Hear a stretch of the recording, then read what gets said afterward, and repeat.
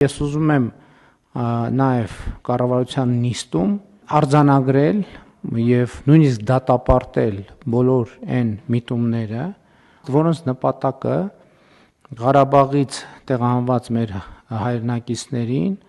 եւ ընդհանրապես հայ ժողովրդին պանդուխտի կարգավիճակում պահելն է։ Ինչ կապ ունի սա խաղաղության թեմայի հետ։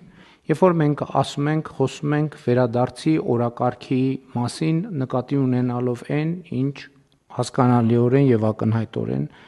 նկատի ունենք,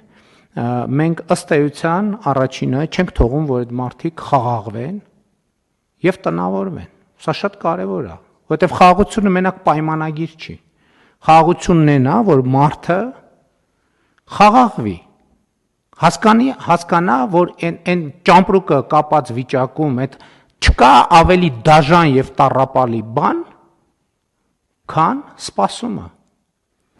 Բայց մենք որպես ժողովուրդ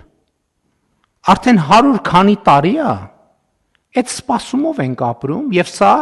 ուզում եմ ընդգծել էլի, սա կայսերական քաղաքականություն է։ Սա հակահայկական,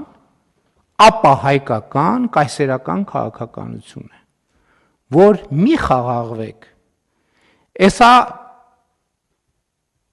կվերադառնաք կամ կվերադարձնենք,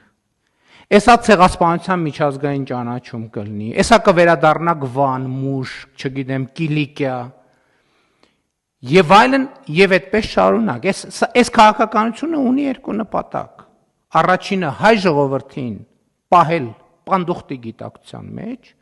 եւ երկրորդը թույլ չտալ, որ Հայաստանի Հանրապետությունը որպես պետություն կայանա։